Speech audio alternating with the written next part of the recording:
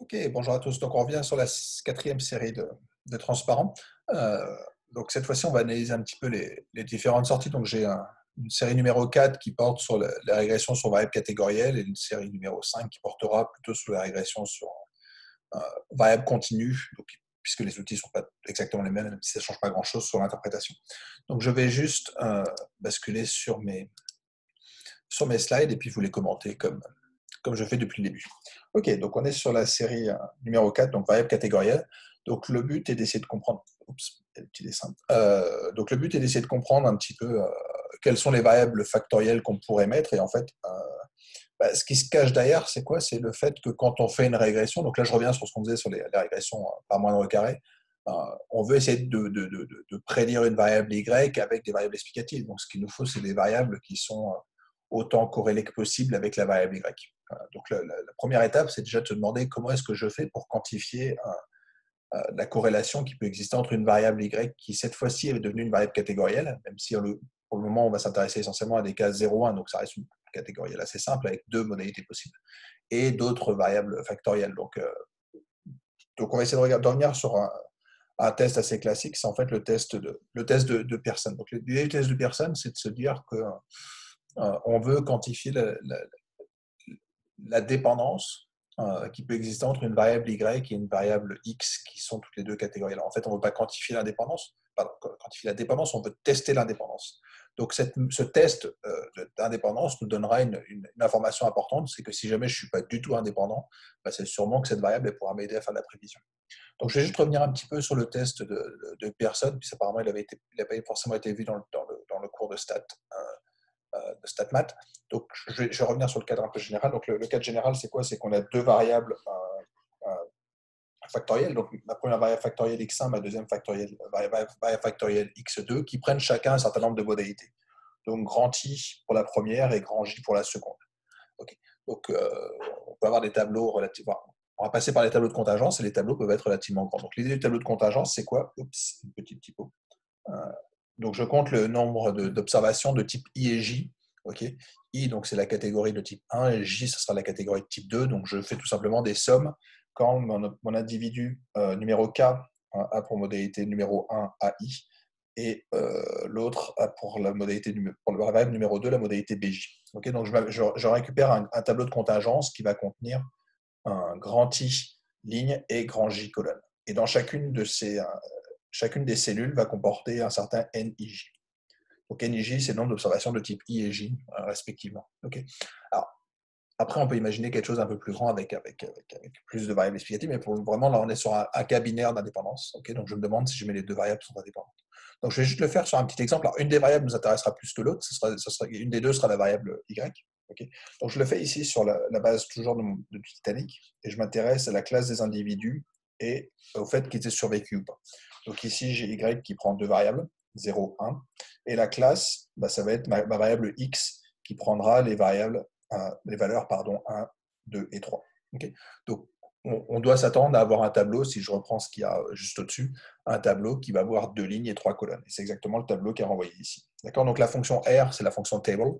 Okay. Donc, je fais une table avec ma première variable et ma seconde variable. La première apparaîtra en ligne, la deuxième en colonne. Voilà. Donc, en l'occurrence, j'ai 120 personnes qui étaient dans la classe numéro 1 et qui ont survécu. 270 personnes qui étaient de la classe 3 et qui sont décédées. Voilà. Donc c'est comme ça qu'on va le lire, et donc ça c'est notre tableau de contingence. Et c'est ça qui va servir de base pour faire les tests. D'accord. Donc l'idée du test, elle est simple. Hein, je reviens sur ce qu'on veut tester. Ce qu'on veut tester, c'est tout simplement cette indépendance entre les deux variables, de manière générale, entre ma variable x1 et ma variable x2. Okay. Et pour ça, on revient sur ce que veut dire la notion d'indépendance. La notion d'indépendance veut dire que la probabilité jointe doit être égale au produit des probabilités marginales. Okay. Donc la probabilité d'être dans la classe IJ, c'est la probabilité d'être dans la classe I et multipliée par la probabilité d'être dans la classe J. Voilà. Donc ça, c'est la définition de ce que c'est que l'indépendance, et ça doit être vrai pour tout J. Donc techniquement, si jamais je mettais ça dans des grands vecteurs, je devrais avoir que le vecteur dans lequel j'ai mes NIJ devrait être égal au vecteur dans lesquels j'ai des valeurs théoriques sous hypothèse d'indépendance. Okay. Et comment je fais pour trouver ces valeurs sous hypothèse d'indépendance? C'est marqué ici. C'est que si jamais j'étais indépendant, dans ces cas-là, le nombre d'individus que je devrais observer, c'est tout simplement normalement, le nombre d'observations totales qu'on devrait avoir qu'on a dans la population, petit n, multiplié par la probabilité d'être de type I, multiplié par la probabilité d'être de type J. Et ces probabilités, je les ai tout simplement en utilisant ces NI points et ces N points J. Alors, si je reviens sur mon petit tableau que j'avais auparavant, okay, je vais rajouter une colonne à la fin et une ligne en bas. Si je regarde dans ces colonnes-là, je vais récupérer ici. Donc ici, j'avais ma ligne numéro I. Ici, j'avais mon NIJ. Et mon NI point, il va se trouver ici. Le NI point, c'est tout simplement le nombre d'individus total qui étaient de type I. Okay, le nombre total d'individus de type I va me permettre d'avoir une probabilité d'être de type I. Donc je fais juste ça divisé par N. Donc en fait, ce NIJ orthogonal, donc c'est tout simplement NI point multiplié par N point J. Donc je divise cela par N. Donc ça va me donner mes fréquences, probabilité d'être I, probabilité d'être J, multiplié par N. Okay. Et donc je récupère tout simplement cette écriture qui est là, qui est que NIJ doit à peu près être égal à ces NIJ orthogonaux pour tout I, pour tout J. Okay. Donc quand on a un test où on veut que toutes les valeurs de deux vecteurs soient égaux, on va utiliser une distance euclidienne. On va se demander si jamais la distance entre les deux elle est proche de 0. D'accord. Alors la distance euclidienne, on l'a déjà vu, c'est pas forcément très malin. Si la distance euclidienne, elle me dirait juste, on va utiliser ça. D'accord. Donc je vais faire la somme des NI points moins les N points J orthogonaux. Okay. Donc la valeur observée et la valeur théorique si jamais j'étais indépendant. Okay. Donc je l'élève à la 2 au carré pour récupérer cette distance. Mais cette distance, elle n'a pas de sens parce qu'on voit bien qu'il y a un effet volume. C'est qu'encore une fois, dans une population, si jamais j'ai une différence de 5 entre ma valeur théorique et ma valeur observée, 5, ça ne veut rien dire. Okay, 5, si jamais j'ai une population de taille 100, ça fait 5% et on va dire que c'est négligeable. Si jamais j'en ai 5 sur une population de taille 7, tout d'un coup, ça fait presque 50%, donc ça devient plus négligeable. Donc l'idée, ça va être de normer, et la normalisation, elle va se faire par là. D'accord. Donc on revenait sur les slides numéro 1, où je revenais sur le test de personnes pour des lois multinomiales, mais c'est exactement ça l'idée.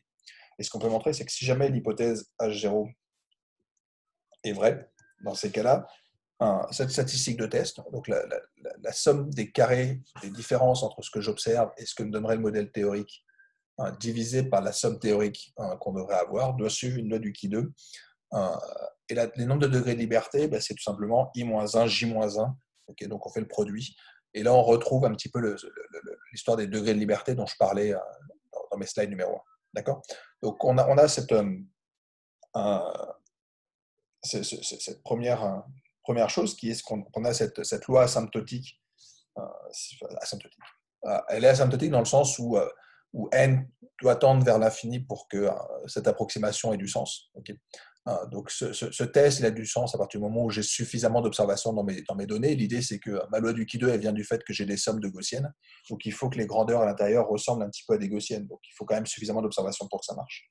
Mais le point sur lequel je voulais venir juste maintenant, c'est le fait que la partie qui se trouve ici, donc si jamais je prends la racine carrée de cette grandeur-là, donc cette grandeur-là est positive, donc je peux prendre sa racine carrée.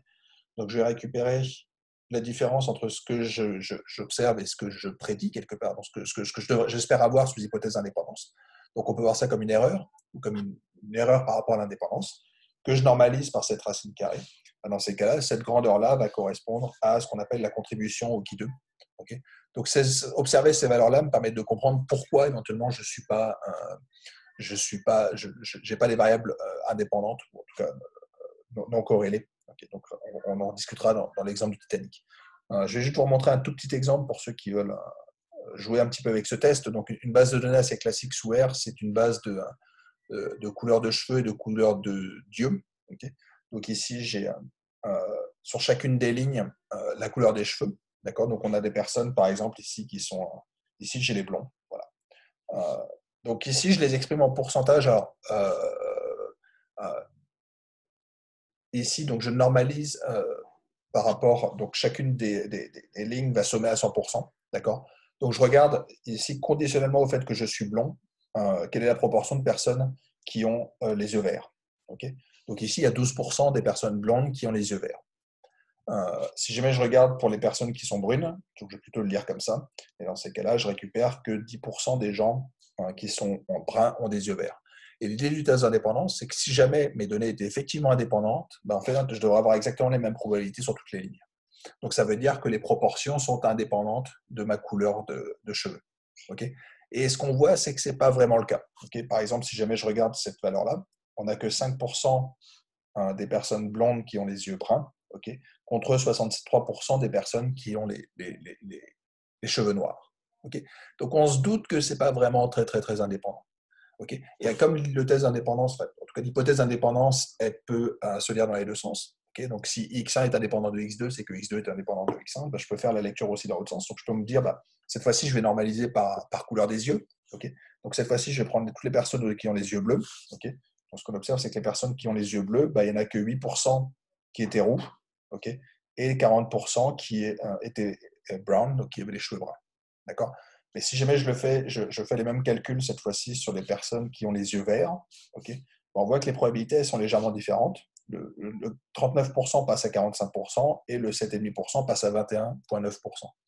Donc là, ce qu'on voit, donc ici, j'ai mes probabilités qui en fait vont me servir par la suite. Donc ces valeurs-là, en fait, ce sont les n i points divisés par n. D'accord. Donc ça va correspondre à mes PI chapeaux, si vous voulez. Les grandeurs qui étaient là, ça correspond à mes PJ chapeaux. Okay. Et ce qu'on se dit, c'est que normalement, ces PI chapeaux et ces PJ chapeaux, je dois les retrouver partout dans mon tableau. Et c'est manifestement pas le cas. Quand on regarde dans le tableau, les données ne sont pas du tout indépendantes. C'est ce que j'observe visuellement avec les graphiques qui sont à droite. Okay. Donc les probabilités ne sont pas du tout constantes. Alors constantes au sens statistique, on s'autorise un petit peu de variation, mais on voit que ce n'est pas le cas. D'accord. Donc ça peut s'observer avec le test du Ki 2. Donc je vous ai mis la sortie ici. D'accord. Donc ici, j'ai le tableau des NIJ, donc les nombres observés. Donc j'avais dans cette base de données, par exemple, 68 personnes qui étaient avec les yeux bruns et des cheveux noirs. Okay. Si jamais j'étais effectivement indépendant, c'est-à-dire que si jamais je voulais, si jamais je supposais que les couleurs des yeux et les couleurs des cheveux étaient indépendants, ben dans ces cas-là, je devrais prendre la taille totale de ma population. Alors, je ne sais plus exactement combien j'ai d'individus, peut-être de l'ordre de 400. Okay. Donc j'ai n individus. Donc la valeur théorique, c'est n multiplié par 37,2% et multiplié par 18,2%. Donc ça devrait me donner ma valeur théorique, ce qui donne en l'occurrence 40 observations. Donc les deux sont différentes et je vous rappelle qu'on a cette contribution du Ki 2 qui est la différence entre ce que j'observe et ce que me dit mon modèle théorique, divisé par la racine carrée de ce que me dit mon modèle théorique. Okay. Donc ça va être ma contribution et c'est en fait les valeurs qu'on observe ici. Donc ce qu'on va appeler des résidus de Pearson. Okay. Donc on le verra parce que cette grandeur-là nous fera penser à quelque chose qu'on fera quand on fera des régressions de poissons. Okay. Je prends un tout petit peu d'avance par rapport à ce qu'on va faire, mais ici donc on observe un résidu et ici je normalise par la racine carrée de ma variance. Okay. Donc ça va correspondre à des résidus de Pearson dans une régression de poissons. C'est en fait derrière ce cache du comptage. Okay.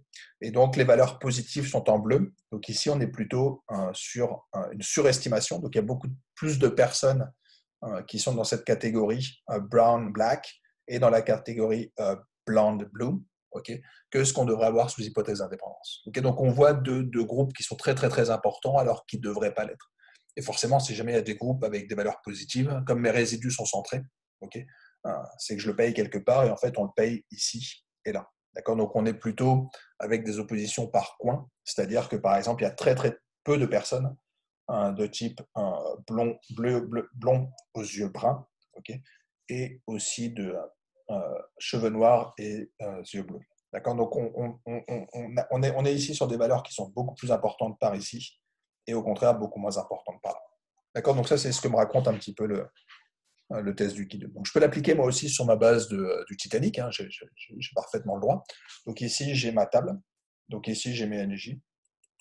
Okay. Donc je peux faire mon test du Ki 2. Donc pour faire un test du Ki 2, bah, c'est facile, j'appelle juste un test chi-square. Okay. Et il me renvoie ma statistique de test. Donc ma statistique de test, elle est là. Okay.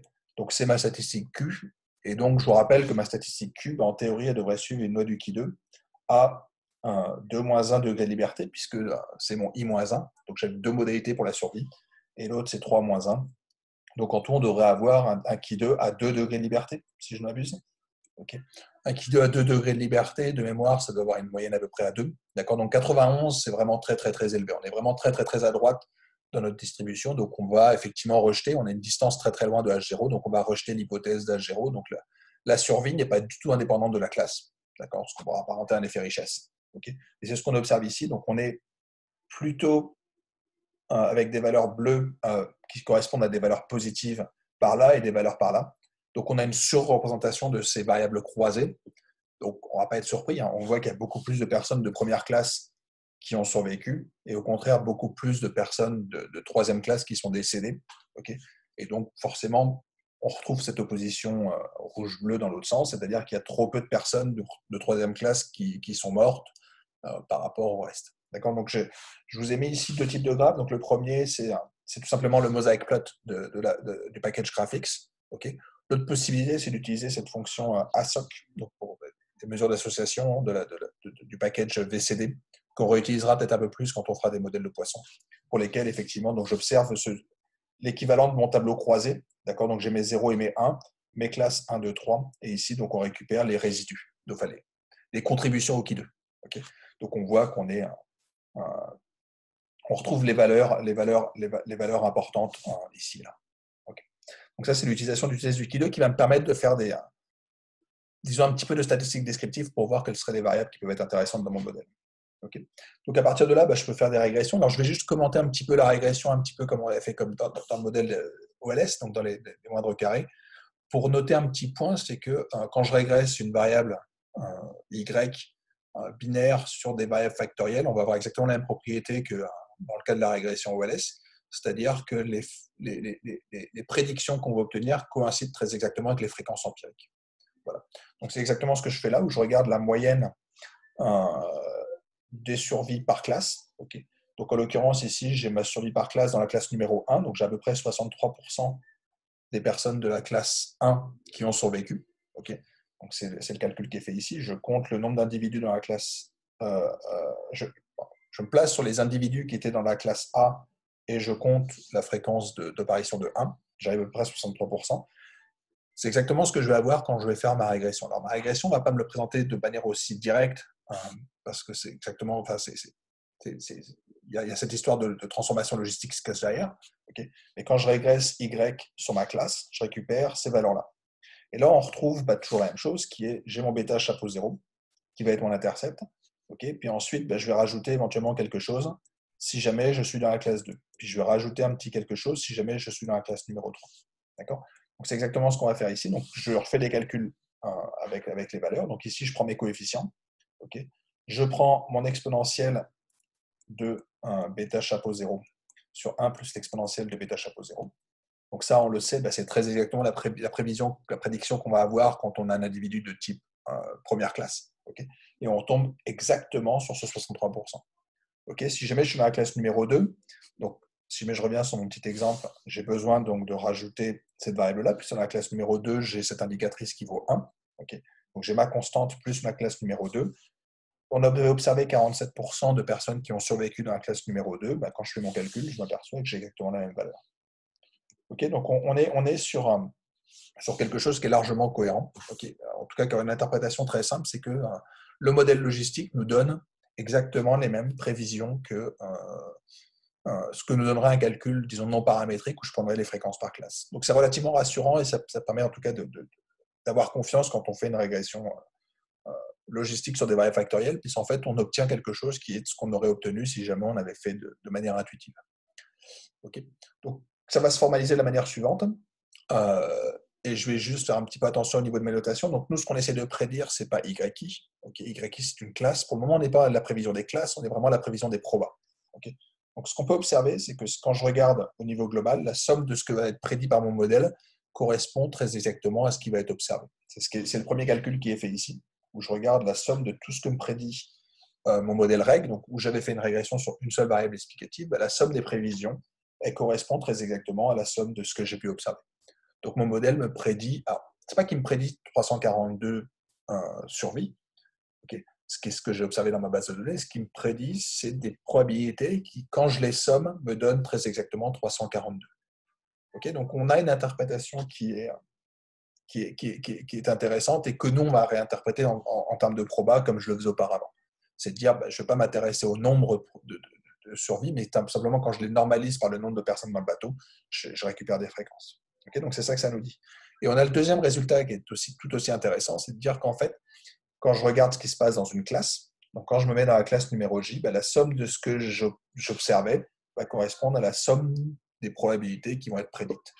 Donc c'est exactement le calcul qui est fait. Donc je prends les sommes des prévisions conditionnellement au fait que je suis dans la classe 1, c'est très exactement la somme du nombre de personnes qui étaient dans la classe qui ont survécu dans la classe 1.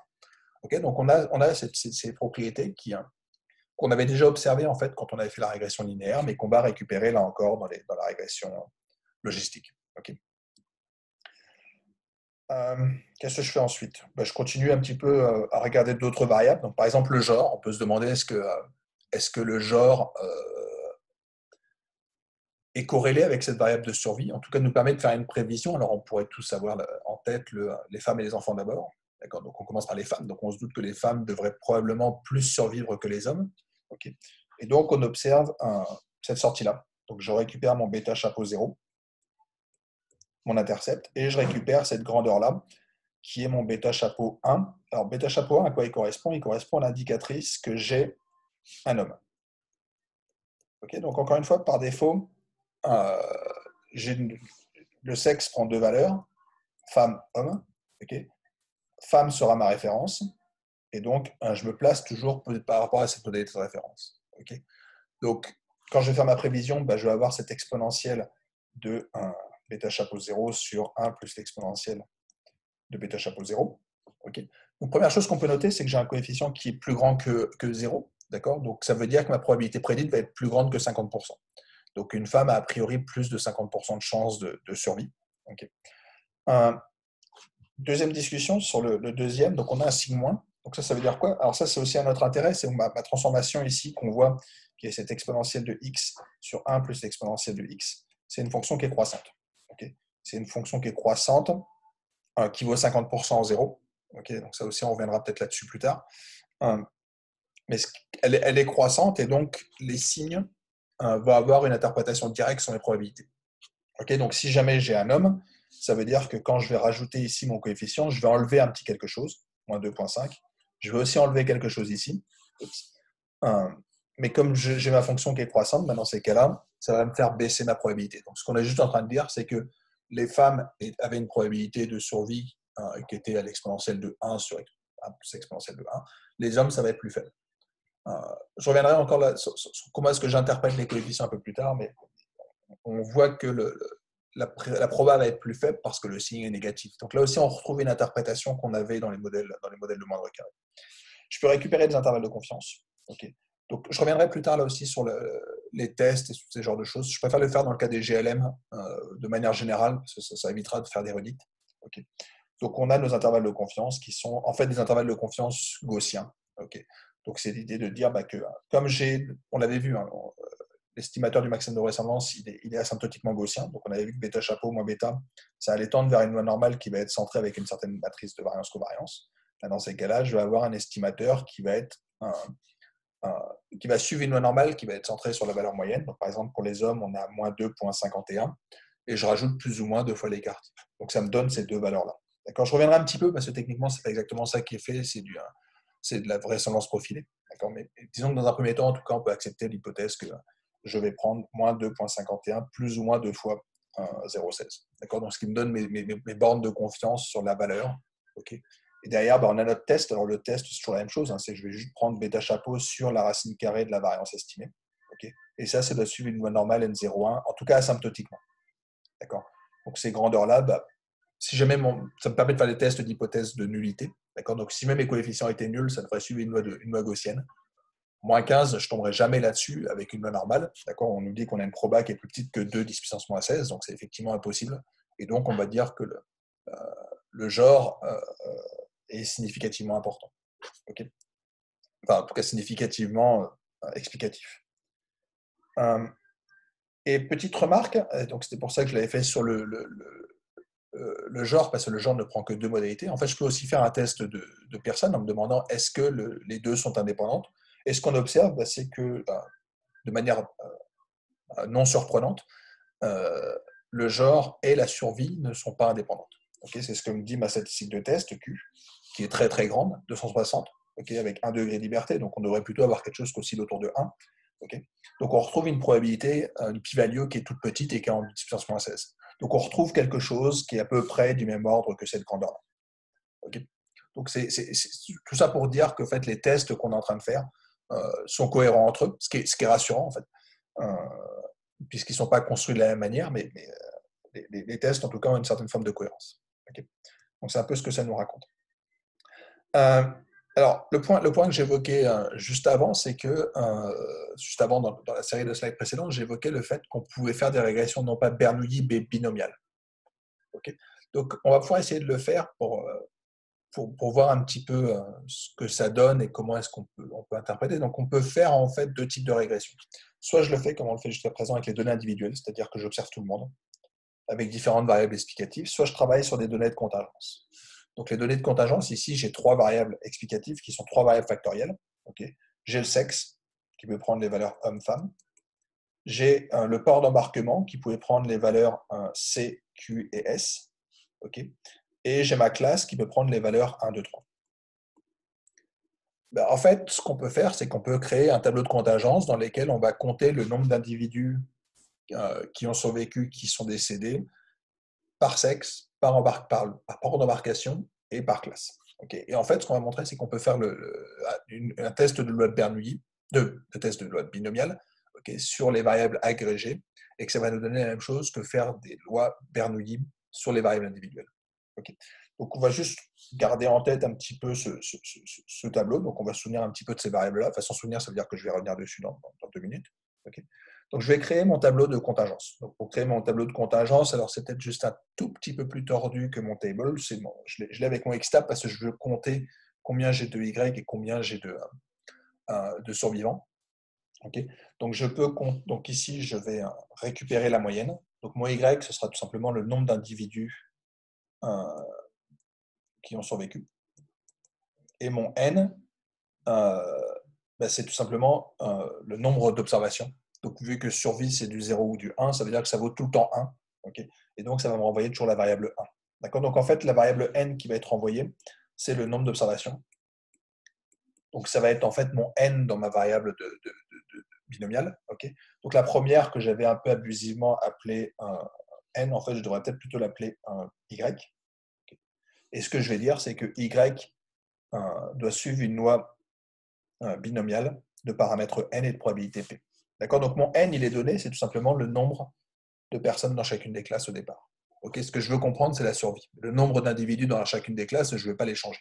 Voilà. Donc c'est exactement ce qui est donné ici. Donc j'ai ma base ici avec mes n, et ici j'ai mes y. Donc ce qu'on voit par exemple, c'est que dans les personnes qui ont embarqué à Cherbourg, de la classe numéro 2 qui étaient des hommes, il y en avait 10, et il y en a 2 qui ont survécu. Donc ce que je vais juste te dire, c'est que je travaille sur cette variable. Alors, histoire de distinguer, je vais l'appeler y tilde pour dire que pour agréger un petit peu. Mais ce que je veux dire, c'est que mon y tilde i, ça suit une loi binomiale. Les ni sont donnés. Et mes probabilités pi, je vais faire la même chose qu'auparavant, c'est-à-dire que je vais faire une régression sur mes variables explicatives. Alors, je vais appeler ça gamma parce que pour le moment, on ne sait pas forcément que c'est la même chose que bêta. Mais de manière générale, je vais avoir ça. Et donc, je peux faire ma régression là-dessus. C'est ce que je vous disais tout à l'heure dans le niveau du code. Okay, le code, c'est juste, je mets mes deux colonnes, ma colonne des Y et ma colonne de nombre de survivants et ma colonne de nombre de décédés. Okay, puis je fais ma régression sur mes trois variables, le genre, le port d'embarquement et la classe. Okay, donc, ce qu'on observe, c'est donc cette régression groupée, donc celle avec un G, c'est celle qui est groupée. J'obtiens ces coefficients-là, donc ces valeurs-là, c'est mes gamma chapeaux. Okay, donc, ça va me dire que le nombre d'observations groupées, je suppose qu'il suit une loi binomiale n exponentielle de x gamma sur 1 plus exponentielle de x gamma. Okay, ce qu'on observe, c'est que les gammas qu'on avait dans cette régression-là sont très exactement égaux aux bêta qu'on avait dans la régression où je disais que mes y, mes petits yi, ça suivait une Bernoulli de paramètre cette exponentielle de x bêta sur 1 plus exponentielle de x bêta. Okay, les valeurs sont très exactement les mêmes. Okay, donc en fait, tout ça pour dire que je peux faire mes régressions Bernoulli, elle est intéressante parce qu'elle est équivalente à faire une régression binomiale si jamais je travaille sur les données agrégées. Et ça peut être intéressant parce qu'il y a beaucoup de cas pour lesquels en fait, on n'a pas accès aux données individuelles parce que les données individuelles, elles sont parfois sensibles. Okay, donc en fait, avoir des données agrégées, ce n'est pas forcément gênant parce qu'en fait, ça nous donne exactement les mêmes résultats que ce qu'on aurait si jamais on avait accès aux données individuelles. Okay, donc le but de ce slide était juste de rappeler que travailler sur les données groupées, ça peut se faire et ça donne les mêmes choses. Alors, la seule précision, c'est que ici, ça marche à condition que j'ai des variables factorielles comme variables explicatives. Okay, c'est que je m'amuse à compter combien de personnes avaient embarqué à Cherbourg, combien de personnes avaient embarqué à Southampton. Si jamais j'ai une variable continue, c'est un peu plus tordu parce qu'il faut faire un regroupement d'une variable continue. Okay. Et ça, c'est plus compliqué. Éventuellement, on pourrait faire des moyennes, on peut faire toutes sortes de choses, mais il n'y a pas en tout cas d'unicité sur la manière de procéder. Okay. Mais l'idée, c'est que si jamais je régresse sur des variables factorielles, dans ces cas-là, travailler sur les données individuelles ou travailler sur les données groupées, c'est la même chose. Ok. Bon, je vais m'arrêter là en tout cas pour cette série de slides et puis on continue très bientôt sur la suite qui est la régression sur des variables continues. À très bientôt.